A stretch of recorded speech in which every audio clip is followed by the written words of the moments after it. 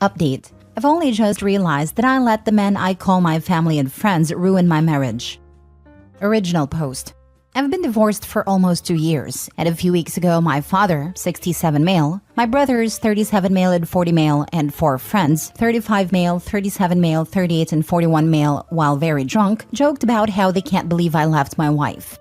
They said that they all tried to get with her since the divorce, but she had repeatedly rejected them, saying it would be inappropriate and unkind to do such a thing to me. I laughed at what they were saying, just to ease them into saying more. And once they thought I found it funny, they really opened up. They had all purposely made me feel paranoid about my ex-wife cheating on me and using me, because why would a woman like her be with a man like me if it wasn't for the money I made?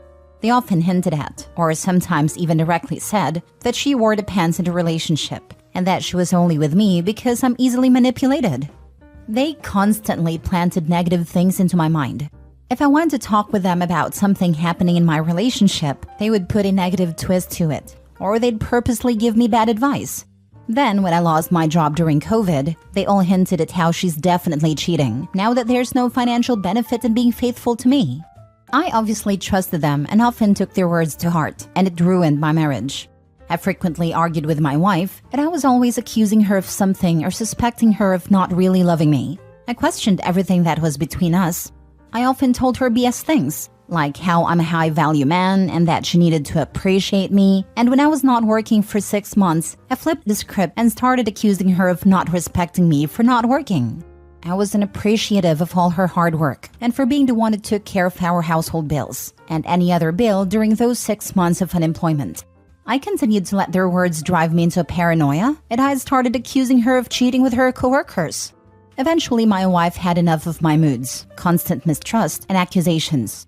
She left me, and to be honest, for a long time it felt like it came out of nowhere, and so I had myself convinced she left me for another man. Now here I am knowing that every man I've called my family, my friend, were all my enemies who I let destroy my marriage. I obviously lost my mind once they were done telling me all the ways they conspired to ruin my marriage, and we did get to blows. Then cut off all contact with each and every one of them. I want to reach out to my ex and make amends and hopefully get her back.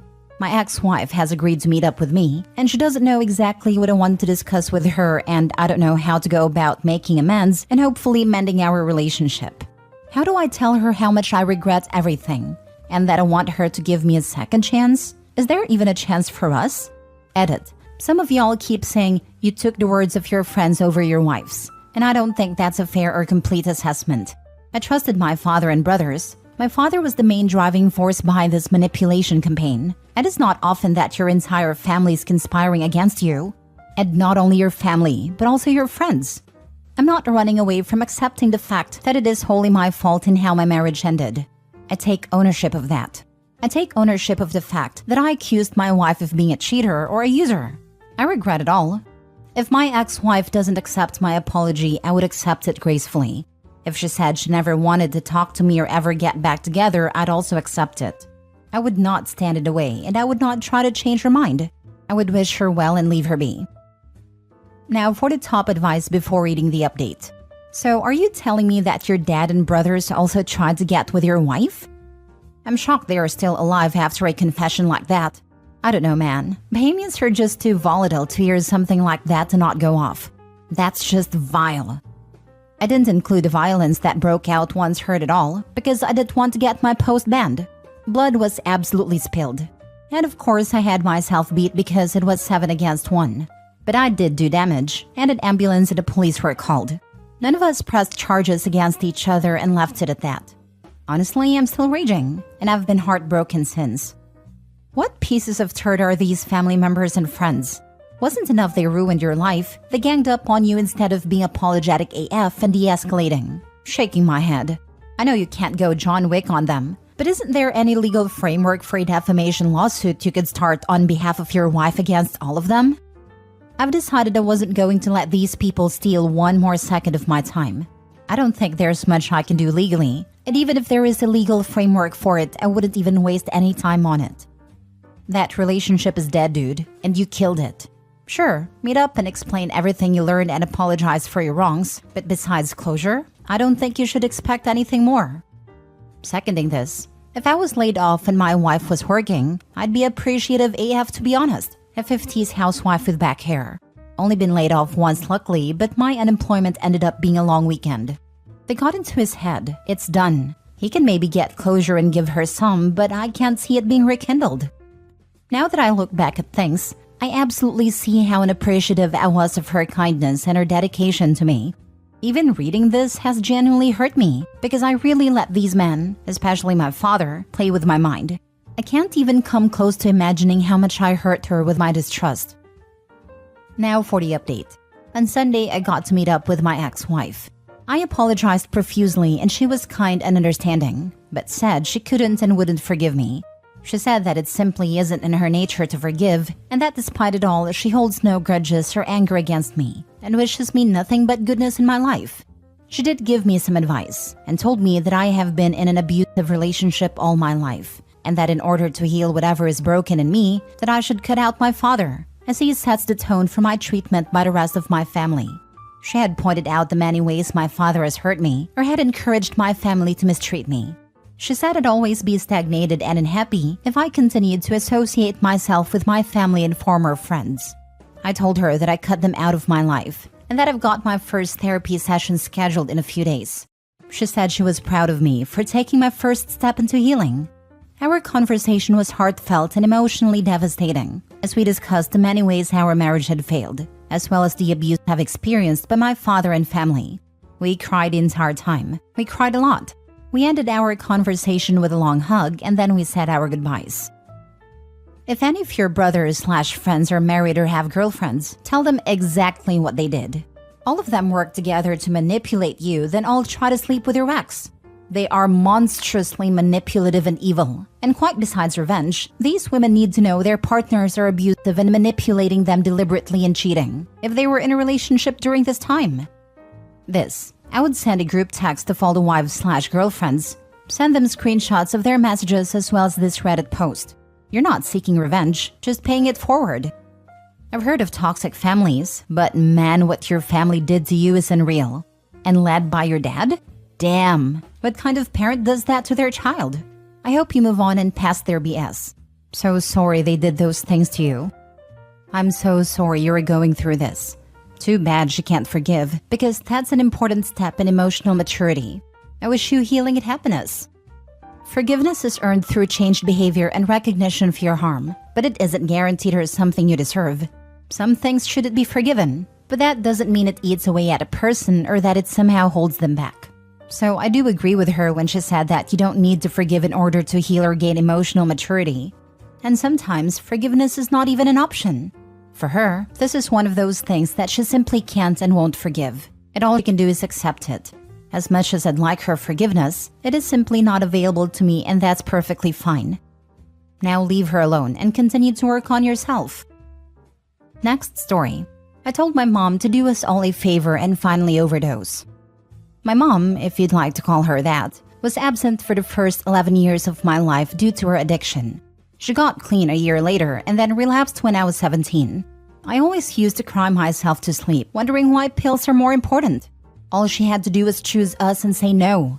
She would never do it. We were never good enough for her to stay clean. Why do I feel like I lost something that I never had? Fast forward to now. I'm 21. I have accepted that all I have is pictures of my mom and I'll never have a real one. But every time I picture her, all I feel is pain. In fact, all 8 of us will never have a mother, bar the youngest who's adopted. The second and third youngest are in foster care. Even though they aren't my dad's, he is trying to adopt them to keep us all together.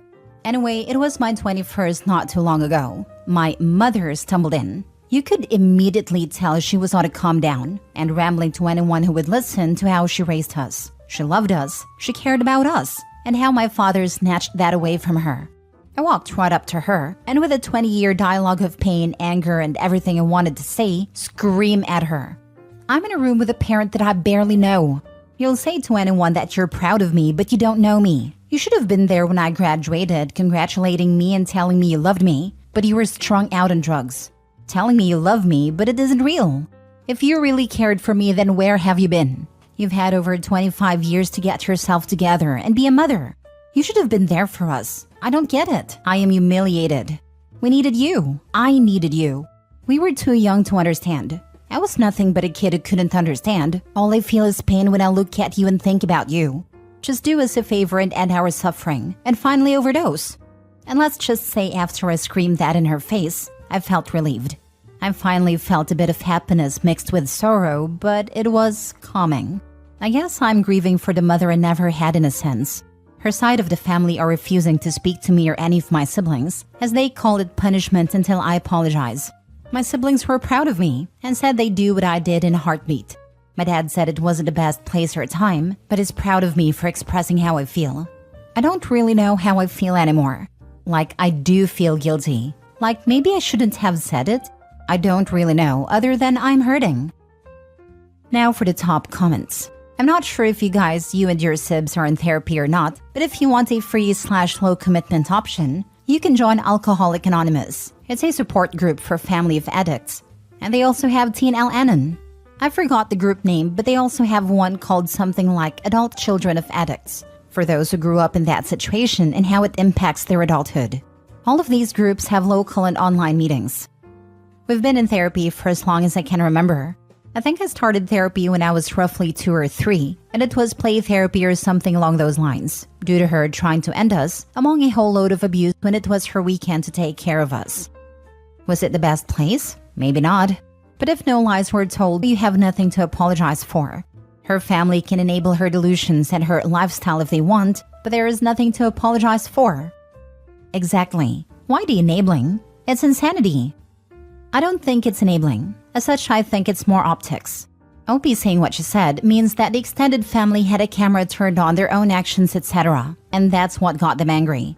I know optics and enabling do sometimes go hand in hand. Poor Opie. Last story. My dad's partner keeps trying to psychologically harm me, but I can't help laughing at her futile attempts. I'll start this by giving some background info. My 18 male, parents 53 male, 46 female, divorced when I was 6 on good terms. They got shared custody of me, and I'd spend half a week at my mom's and half a week at my dad's. Around a year after the divorce, my dad got together with his current partner, who we'll call Amy, 42 female. She has 2 children, 14 female and 12 male, from her previous marriage. I'm pretty close with them and we get along well. Unfortunately, me and Amy never really got close, but we also never fought. That was until around half a year ago where, out of nowhere, she did a complete 180. She started giving me the passive-aggressive treatment and made remarks about every single thing I did. Back then, I had no idea what was her reason, but I recently found out. And let me tell you, she's petty AF. My dad's dream ever since he started working was being able to retire early. After working at the same bank for over 25 years and saving a big portion of every paycheck, he managed to retire last year.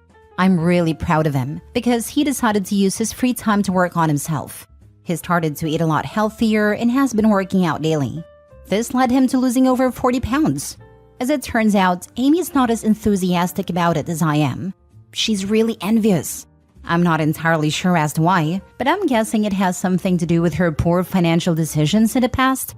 Unfortunately for me, she's the type of person that bows down to the strong but bullies the weak.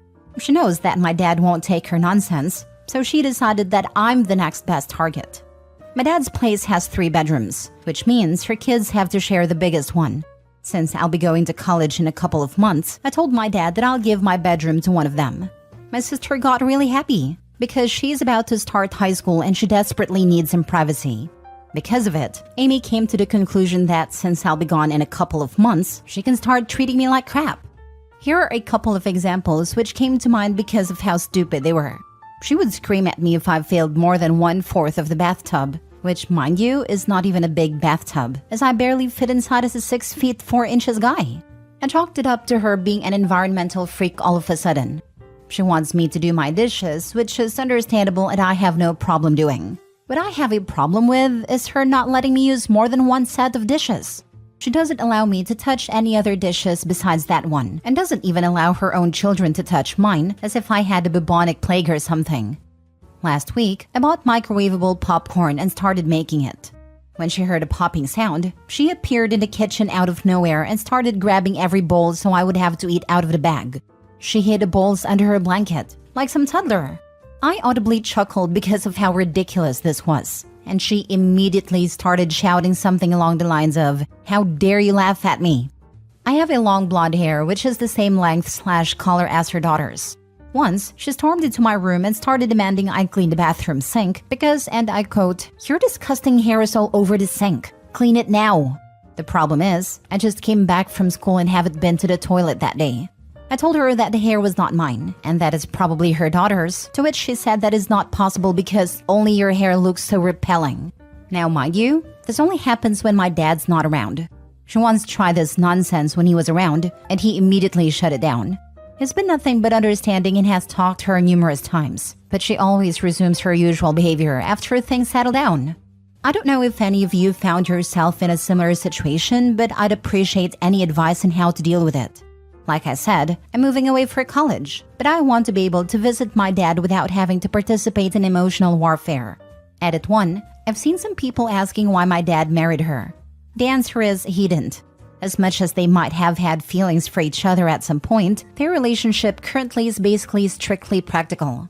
She needs someone to help her with the kids and a place to live, while he needs someone to be around. The entirety of my dad's family is either dead or live so far away that they see each other every couple of years. As for friends, my dad used to be a workaholic, so he only has like 2 close friends who he sees semi-frequently.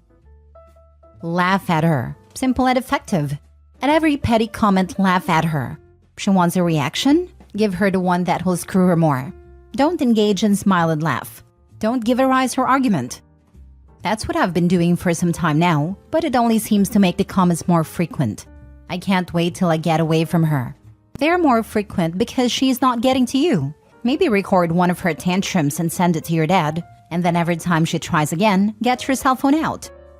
Another commenter also suggested recording this stuff. Might actually look into doing it. We'll see. Damn it, man. I know what it is like to have such a horrible step-parent, unfortunately. My best advice would be to cover your back by having your phone recording as many interactions with her as possible. I'm not a fan of hidden cameras, but when someone is mistreating you, it is the best way to prove what is going on. Keep your phone in your pocket so that it isn't so obvious. Who knows though, maybe being obvious and recording her actions when she starts up is exactly the wake-up call she needs. She will be upset, but so what? She will just have to get over it. Not a bad idea, though I feel like it won't change much.